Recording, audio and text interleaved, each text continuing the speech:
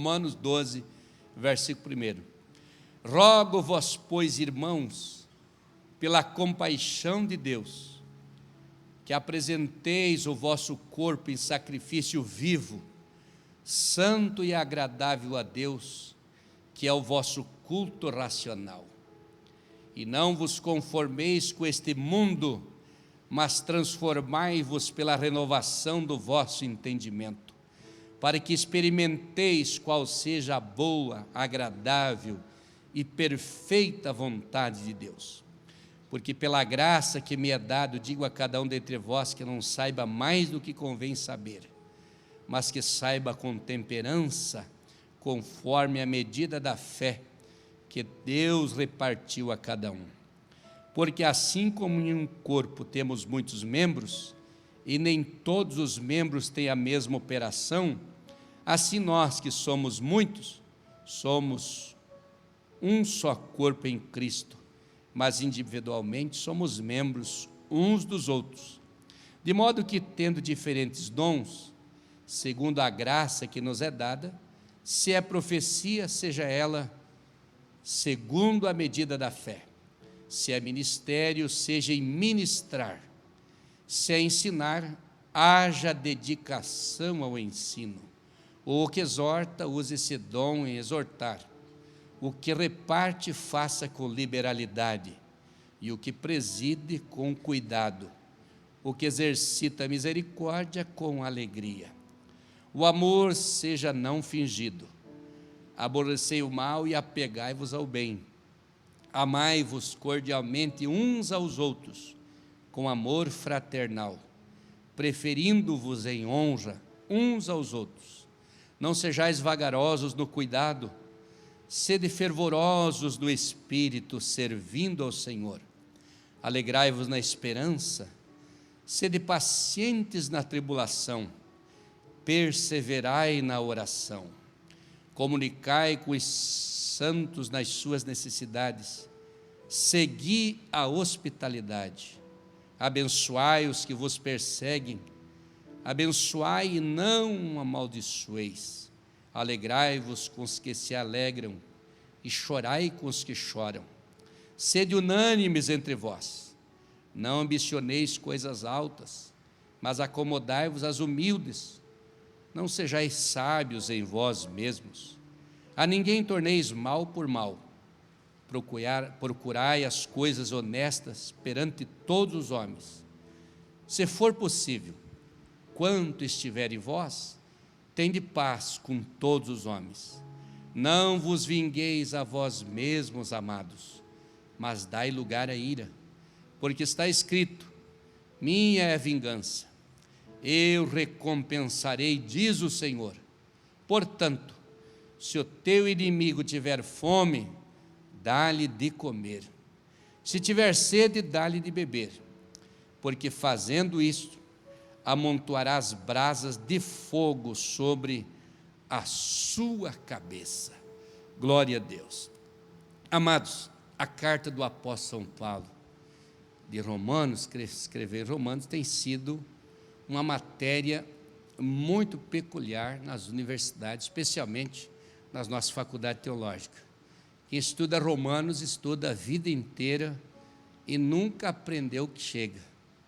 Quem estuda Romanos nunca consegue se aproximar de verdade, porque estudar Romanos é estudar uma epístola universal, uma profundidade muito grande, não só pelo nível intelectual do apóstolo São Paulo, mas pelo nível de espiritualidade do apóstolo, porque ele sabia o que era a igreja de Roma, ele conhecia os irmãos de Roma, e ele era o pai na fé da maioria.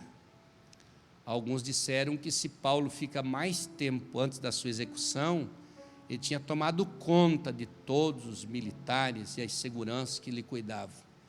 Cada quaterno de soldados que amarravam em Paulo para cuidar, e outros que cuidavam dele ali na sua prisão domiciliar, eram alvo das suas pregações contundentes, encandecidas pela graça e a unção do Espírito Santo. Ouvir Paulo era doce, ouvir Paulo era maravilhoso, era profundo, e era de um conhecimento divino muito grande.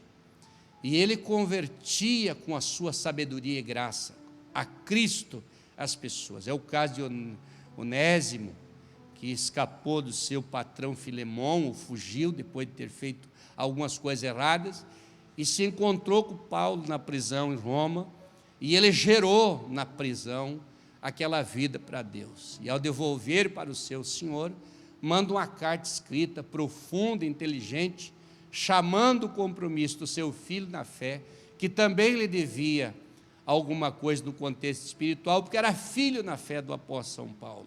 Mas Paulo gerou outros, e Paulo se sentia com liberdade, mesmo preso, ele tinha liberdade em Cristo Jesus, porque ele estava preso, mas a sua boca não estava fechada, ele tinha liberdade para abrir a sua boca e falar, até porque Paulo pregava para os presos, mas também pregava para as autoridades, e pregava para os magistrados, e quando tinha passado algumas vezes anteriores, perante os tribunais, perante Félix, perante Agripa, perante Festo e outras autoridades, alguns dos juízes que ouviam Paulo ficavam espavoridos ao ouvir Paulo fazer as suas colocações e dar o seu testemunho. Alguns promotores de acusação que se levantavam contra Paulo não conseguiam resistir à sabedoria que Paulo falava, porque Paulo era exímio no conhecimento. Paulo era um doutor na sabedoria, mas era um homem de oração. Era um homem que chorava com os seus discípulos. Chorou com Timóteo, inclusive quando escreveu a Timóteo, numa das epístolas, ele disse: lembrando-me das tuas lágrimas, para me encher de gozo. Então, quando se lê Romanos, se tenta entender o apóstolo São Paulo, se tem uma ideia de quem era aquele pequeno homem na estatura, mas um grande homem diante de Deus. Quando Paulo escreve a carta aos Romanos, ele tenta destacar algumas coisas. Do capítulo 1 até o capítulo 11, ele destaca a verdade cristã, o contexto doutrinário nesta epístola para a igreja. Claro que toda a carta é doutrinária, mas especialmente ali para uma divisão simples dessa epístola. E do capítulo 12 até o 16, ele não destaca mais o contexto doutrinário, mas sim uma vida prática cristã, como o cristão precisa diluir a sua vida num contexto de servir, de adoração, de servo, de cristão autêntico e verdadeiro. E nesse intervalo do capítulo 8 até o capítulo 12, destaca também a questão de ministérios. Quando estava lendo o versículo 2, versículo 1, 2 e 3, para aprender alguma coisa aqui, eu vi aqui o desespero do apóstolo Paulo para que a igreja sirva a Deus de verdade. Veja o desespero, a ansiedade, o clamor, a preocupação dele com a igreja. A igreja de Roma era composta 80% de pessoas simples, de soldados, de trabalhadores, de escravos e tal. E depois 20% então de liderança e pessoa de uma posição mais elevada. Mas ele escreve aqui no versículo 1: rogo-vos, pois, irmãos, pela compaixão de Deus, rogo pela compaixão de Deus. Aqui está manifesto o desespero de Paulo para que a igreja sirva a Deus de verdade. Ele roga aos irmãos, ele, no desespero da sua alma, tenta convencer os irmãos para servir a Deus de verdade. Ele passa a ideia de uma vida cristã de verdade, diária, como um culto constante. Ele passa a ideia de que cada crente tem que ter a sua vida diária como um culto racional, um culto constante. Ele diz aqui que apresenteis os vossos corpos em sacrifício vivo, santo e agradável a Deus, que é o vosso culto racional. Ele envolve o corpo, a mente, todas as atitudes, para que o crente sirva a Deus com o seu corpo, com a sua mente e com todo o seu comportamento, todas as suas atitudes. É o clamor de Paulo: rogo, pois, irmãos, se sacrifique, sirva a Deus de verdade. Faça o que você pode, sua mente, seu coração, seu comportamento, que seja realmente cristão, seja um culto racional. A vida do cristão, um culto diário. No versículo 2 diz: e não vos conformeis com este mundo, mas transformai-vos pela renovação do vosso entendimento, para que experimenteis qual seja a boa, agradável e perfeita vontade de Deus. Ele está ensinando, já no versículo 3, ele ensina que a medida do crente não é pelo seu conhecimento, pela sua inteligência ou pelos seus sentimentos, mas sim é pela sua fé. Quando ele diz: porque pela graça que me é dada, diga a cada um dentre vós que não saiba mais do que convém saber, mas que saiba com temperança, conforme a medida da fé que Deus repartiu a cada um. Como Deus está medindo nós? Está nos medindo pela fé que nós temos, pelo acreditar que temos nele, pela visão que nós temos do sagrado, do divino. Um crente pode ser cheio de sabedoria, mas não ter visão de Deus. Seus olhos estarem tapados, seus ouvidos também, para as verdades de Deus. E ter bastante conhecimento, mas com respeito a Deus, ser ignorante. Com respeito a Deus, não entender o projeto de Deus para a sua vida. Mas Deus quer se revelar pela sua palavra, conforme a medida da fé. Do versículo 4 até o versículo 8, Paulo está ensinando como nós devemos tratar os nossos irmãos na fé. Está falando dos ministérios, mas está falando do amor, está falando da ajuda que devemos fazer para os nossos irmãos, a afeição que nós devemos ter uns pelos outros, uma vida de perdão para com o nosso semelhante, de tolerância, um coração humilde, quebrantado, sincero. Paulo está passando isso, a paciência com que nós devemos ter com os nossos queridos irmãos. E depois nós vemos na continuidade a atitude que ele teve com os irmãos. Se nós olharmos para Jesus, também teve uma atitude maravilhosa. Quando aquela mulher foi apanhada em pecado de adultério, o marido foi trazido ali com aquele homem, e todos queriam matar, porque ninguém via coisa boa nela, ninguém via virtude, só via uma pecadora condenada.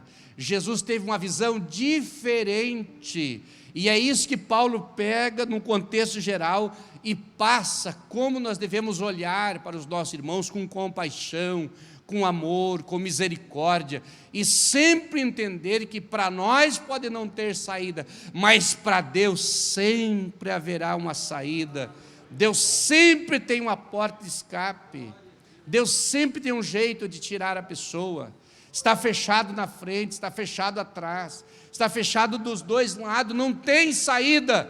Olhe para cima, porque há um Deus olhando para todos nós, e para Ele há uma saída. Glória a Deus, glória a Deus.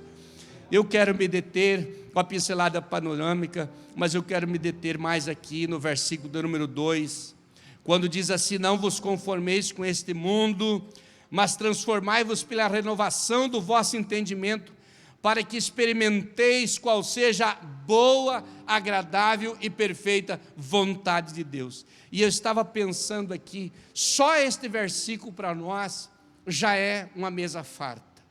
Para não tentar falar de todos aqui, comentar todos, mas sim pensar só nesse versículo para a nossa vida prática antes da oração. Eu entendi quando eu li esse versículo que cada um dos filhos de Deus, o mais importante para todos nós é descobrir qual é a vontade de Deus, qual é a boa, agradável e perfeita vontade de Deus. Esta é a minha preocupação, esta deve ser a preocupação de todos nós, sabermos qual é a boa, agradável e perfeita vontade de Deus. É o que mais um crente precisa. É o que mais um ministro de Deus precisa, um irmão, um pai de família, uma mãe, um jovem, alguém, quem serve a Deus, é saber qual é a vontade de Deus, a boa, agradável e perfeita vontade de Deus. Porque quando estamos dentro da vontade de Deus, estamos longe da tribulação. Quando estamos dentro da vontade de Deus, somos vitoriosos. Quando estamos no centro da vontade de Deus, Deus nos livra, Deus nos acode, Deus nos cuida, Deus nos vê, Deus nos ilumina. Ele é responsável por nós quando nós estamos no centro da sua vontade e nós entendemos qual é a boa, agradável e perfeita vontade de Deus para as nossas vidas. Eu, desde criança, eu sempre queria saber qual era a vontade de Deus para a minha vida. Este é o meu anseio, meu maior medo, meu maior temor. Não tenho medo de dizer, qualquer dia e qualquer hora, é sair da direção de Deus. Meu maior medo é perder a sensibilidade do Espírito Santo. Meu maior medo é andar a esmo sem saber o que Deus quer de mim. Eu preciso parar. Eu preciso ouvir Deus. Eu preciso sentir dEle qual é a direção dEle. Mas quando nós paramos para ouvir Deus, escutamos a voz dEle por trás de nós, dizendo: este é o caminho, andai nele, sem vos desviardes, nem para a direita e nem para a esquerda. Glória a Deus. Eu quero que você, nesta noite, entenda que a maior preciosidade da sua vida e da minha vida é saber qual é a vontade de Deus para a sua e para a minha vida. Não adianta lutar fora da direção de Deus. Não adianta fazer negócio fora da direção de Deus. Não adianta fazer mudança fora da direção de Deus. Não adianta fazer nada, porque fora da direção de Deus estamos perdidos. Fora da direção de Deus, a bússola espiritual não funciona. O velocímetro não funciona, o GPS se perde, tudo se perde, porque não há uma direção, não há caminho, mas na direção de Deus tudo funciona. Glória a Deus. Glória a Deus. Experimentar qual seja a boa, agradável e perfeita vontade de Deus. Eu tenho direito de ignorar, de não desejar saber. Eu tenho direito, e você também, de ignorar. Eu não quero saber da direção de Deus para a minha vida. Eu não quero saber o que Deus quer comigo. Eu não quero. Tem direito de dizer. Eu fui orar por um homem doente. E quando cheguei para orar por ele, eu disse: Senhor, me dá licença. Eu fui chamado por alguém da sua família para orar para o Senhor. E ele olhou bem nos meus olhos e, sem demorar um minuto, nada, ele disse assim: eu não quero a oração. Eu olhei para ele com um olhar cristão, de amor, e disse para ele: mas o Senhor permite eu orar? Se você quiser, ore, mas eu não quero. Eu disse: para você saber que Deus está junto com nós aqui, eu vou orar para Jesus te curar agora. Você vai assumir um compromisso, que se Jesus te curar, você vai ceder e mudar de ideia. Ele disse: se acontecer, sim. Botei a mão na cabeça dele, orei por ele. 8 dias depois fiquei sabendo que ele tinha sido curado para a glória de Deus. Você tem direito de dizer: não quero saber a vontade de Deus. Porque você estuda a história de Abraão, Deus chamou Abraão e não contou por onde era o caminho. Às vezes Deus chama e não diz por onde vai, Ele vai mostrando. Ele diz: eu te mostrarei por etapa. Anda na direção que por etapa você vai entendendo. É um dia por vez. É um mês cada 30 dias. É um ano cada 365. E não tem. Vai na direção dEle. E não saia da direção dEle. Mas você pode ignorar, você pode dizer: eu não quero saber. Mas eu creio que nenhum cristão que serve a Deus de verdade gostaria de não saber.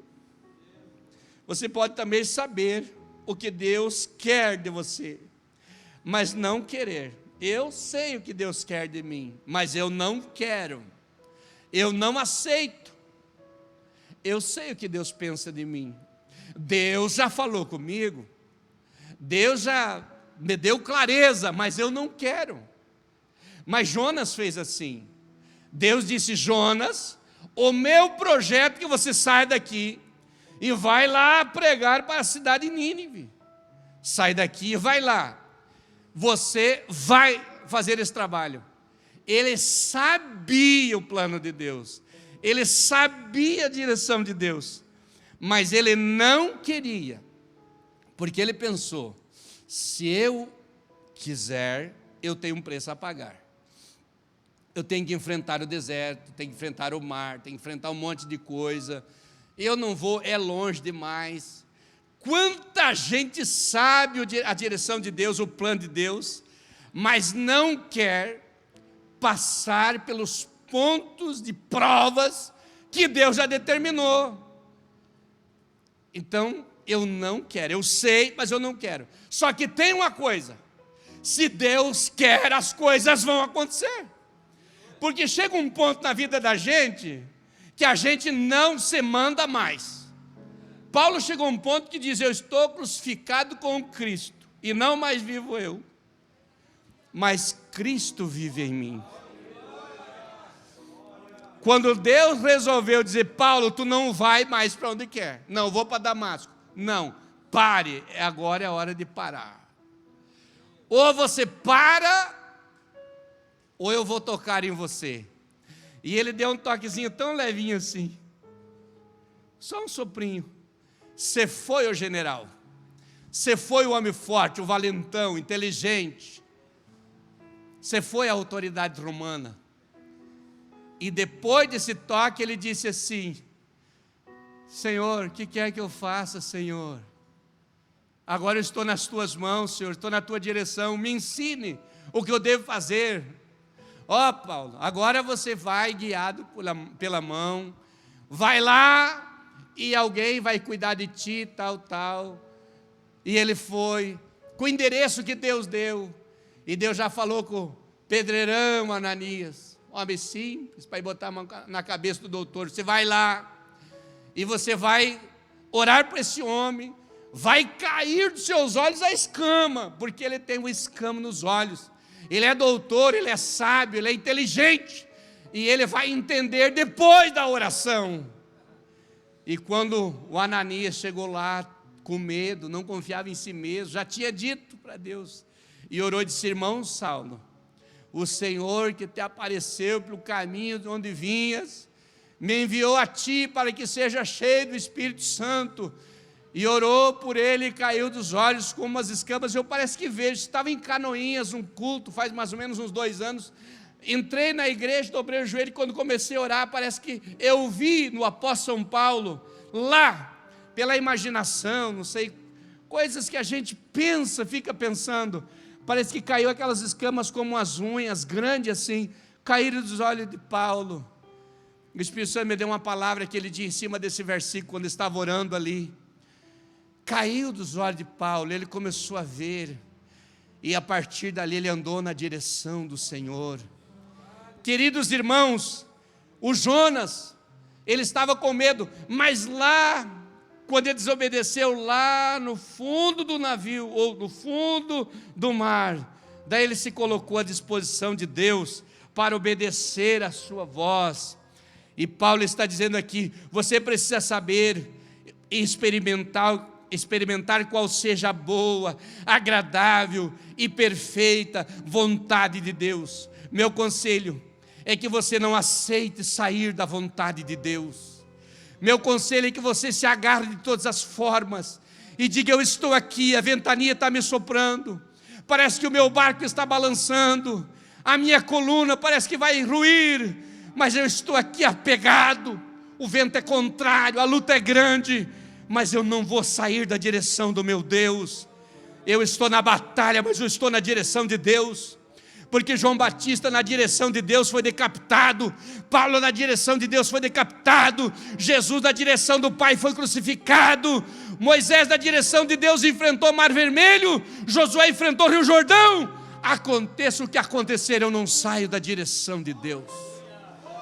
Eu não saio da direção de Deus. O sofrimento dos apóstolos, mas não saíram da direção de Deus. Se Deus te der uma direção, você fique na direção. Porque se você sair da direção de Deus, o sofrimento vem, mas vem sem ajuda divina. E sem ajuda divina nós somos fracos. Por que Jesus disse para os discípulos ficar em Jerusalém, até que do alto seja revestido de poder? Porque eles queriam sair correndo pregar. Acharam que era muito fácil. Vamos sair por aí contando a história, dando testemunho. Jesus viu que eles precisavam de um revestimento. Eles eram homens normais, homens naturais. Eles eram homens cheios de fragilidade. Na primeira luta, o Pedro já negou, Judas já fez o que fez, e os outros já estavam acovardados, fechados dentro de uma casa, escondidos de medo dos judeus. Mas quando Jesus soprou e disse: recebei o Espírito Santo, e eles foram para a oração, que o Espírito Santo veio sobre eles. Eles se transformaram em gigantes, cheios de coragem, de virtude, de autoridade, e falavam com ousadia a palavra, e Deus cumpria as pregações. Onde eles iam, Deus ia cumprindo a sua palavra, batizando no Espírito Santo, levantando mortos, curando os paralíticos, os ressecados, os leprosos, e até as roupas e aventais de Paulo jogavam sobre os enfermos, e eles eram curados, porque eles estavam na direção de Deus. Satanás quer nos tirar da direção de Deus. Não sei se já testifiquei para a igreja, numa dessas convenções do nosso ministério, alguns anos atrás, isso são uns 20 anos atrás, eu senti que 2 homens de Deus estavam presidindo um conselho para uma mudança, e eu estava envolvido. E quando eu vi que eu não ia ter força humana para dizer sim ou não, ou para opinar, eu me escondi e fui orar. E eu fui muito procurado naqueles momentos. Mas depois que passou a reunião, eu cheguei. E alguém disse: você devia estar aqui. E eu estava orando a Deus e pedindo: Deus, não deixe os teus filhos me tirarem da tua direção. Porque eu sei que fora da direção de Deus é o sofrimento, fora da direção de Deus é o caos, é a queda, é o insucesso. Mas na direção de Deus não tenha medo, pode enfrentar a luta, a força contrária, as batalhas, porque Deus dará vitória.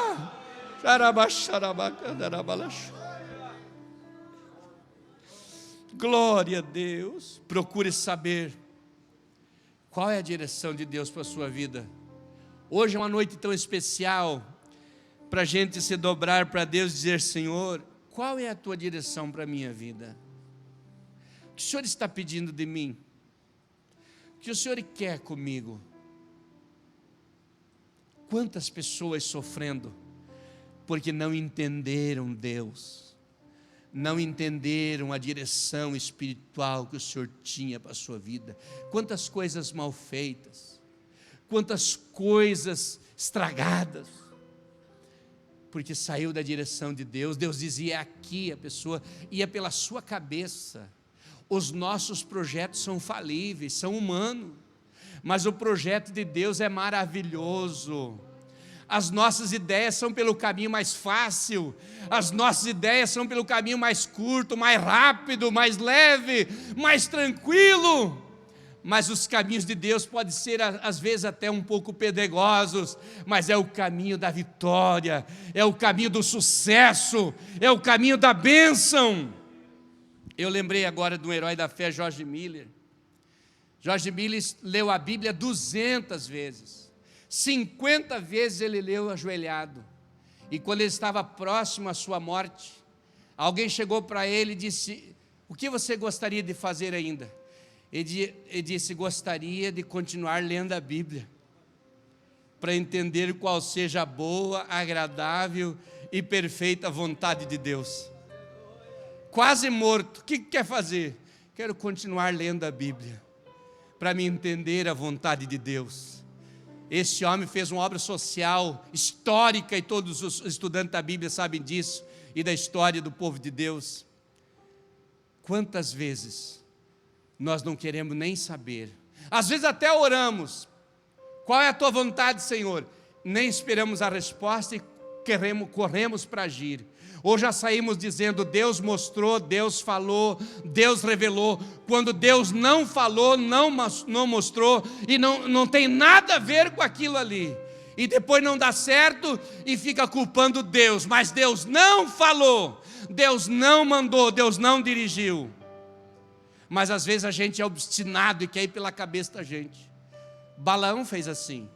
Quando Balaão montou na sua jumenta de costume, uma jumenta mansa, que ele acostumava a andar nela, servir ela, desde quando ele conseguiu comprar ou criou, e um dia ele saiu fora da direção de Deus e estava indo para falar com Baraque, com aquela turma lá, em Peor, naquela região, e o anjo do Senhor, porque provocou a ira de Deus, Deus já tinha falado: não vai, não se mexa, mas ele volta a orar de novo, pedir de novo se era para ir ou não. Deus diz: se tu quiser ir, vá. E ele saiu e Deus cirou, e um anjo saiu em oposição contra ele. Tranca o caminho aqui, ele pega outro. Tranca o caminho lá, ele pega outro. Fecha o caminho lá, ele pega outro.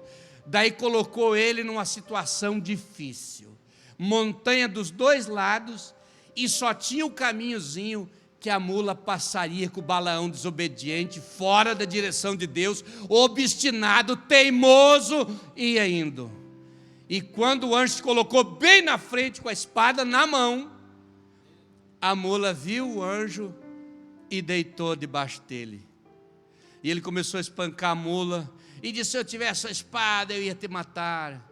Ela disse: falou a mula: eu não sou a tua jumenta, que costumeiramente te obedecido.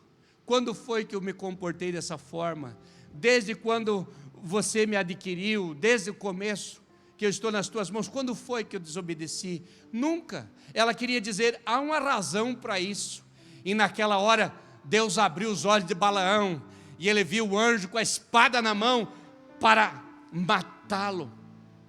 E o anjo disse: olha, Balaão, eu vim contra ti para tratar contigo no caminho. Nós poderíamos continuar falando aqui o que era a intenção do anjo. Você está fora da direção de Deus, você está num estado de desobediência, Deus está triste com você, e eu vou tirar a tua vida. Mas a mula deitou. Então você deve obrigação para essa mula, em outras palavras. E daí ele se humilhou e resolveu voltar. Quanta gente que Deus está dizendo: não, não insista, não faça força, não lute contra isso. E a pessoa está fora da direção de Deus. Mas como é bom a direção de Deus. Na direção de Deus, as portas vão se abrir. Na direção de Deus, a vida vai ficar mais leve. Na direção de Deus, essa carga vai sair dos ombros.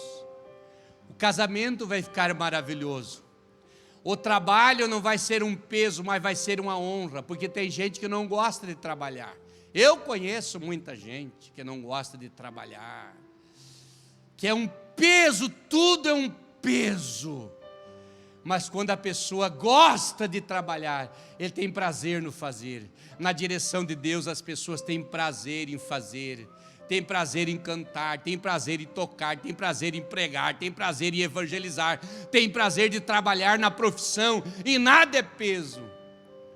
Porque existem outras pessoas que, mesmo estando dentro da direção de Deus, no fundo do seu coração está contrariado, está no centro da vontade de Deus, está fazendo o que Deus quer, mas no coração está contrariado. Eu estou aqui, mas eu não gosto disso, eu não gosto desse negócio, eu não quero isso, isso não é para mim e tal, porque não quer pagar preço nenhum, não quer se submeter a Deus e a sua palavra. Mas Deus está querendo se revelar e está querendo nos levar a clamar a Ele e se colocar na vontade dEle para entender qual é a sua direção. Veja onde você está hoje e veja o caminho que você trilhou para chegar até aqui. Veja por onde passou. Hoje você está no centro da vontade de Deus, mas onde você passou foi caminhos pedregosos, caminhos difíceis, caminhos que você achou que não ia atravessar, mas você enfrentou na oração, enfrentou na fé, enfrentou na coragem, da determinação, enfrentou no propósito, e hoje você está aqui. Não volte para trás, não ceda para lado nenhum, segue em frente, porque este é o caminho que Deus escolheu para você. Aqui Deus te colocou, Deus tirou a culpa de cima de nós, de cima de ti, Deus tirou o pecado de cima de ti, de cima de nós, e te colocou aqui. Você está no centro da vontade de Deus. Não deixa o teu coração te enganar, não deixa o íntimo da tua alma enganar você. Fica firme na presença de Deus. Aplique o seu coração na gratidão, aplique na gratidão por aquilo que Ele fez por ti. Cuide da família, cuide da sua vida espiritual, cuide do seu trabalho, não esqueça da sua vida com Deus. Cuide tudo ao redor e não esqueça da sua vida com Deus, da sua devoção com Deus, porque você está no centro da vontade de Deus. E deixa-me dizer mais uma coisa: não fica abrindo porta e forçando. Se você abre, você tem que manter aberta. Mas quando Deus abre a porta, Ele não deixa ninguém fechar. A porta que Deus abre de um negócio, de qualquer coisa, de um trabalho, de uma bênção, ninguém fecha. Foi Deus que abriu. Não precisa ter medo que ninguém vai te tirar do cargo, ninguém vai tirar você da tua posição. Tem ciúme, tem inveja, tem perseguição, tem um monte de coisa, mas fica firme, porque a porta que Deus abre, ninguém fecha. Deus tem compromisso com a sua palavra e com a sua promessa e com o seu povo. É momento de buscá-lo e adorá-lo. Glória a Deus. Eu parece me ver o Paulo, quando ele começa a escrever as suas primeiras epístolas, e ele pensar: eu não entendia a vontade de Deus. E lá na frente, não lembro agora qual é se é Colossenses ou Filipenses, não me veio na mente agora. Ele disse assim: eu na minha ignorância, fiz quantas coisas erradas, mas fez na minha ignorância, não entendendo. Mas depois que ele entendeu, ele andou na direção de Deus. E a sua história não será apagada nunca, porque a preparação é de nos encontrar com Paulo no arrebatamento da igreja. Fique em pé nesse momento para nós fazer uma oração.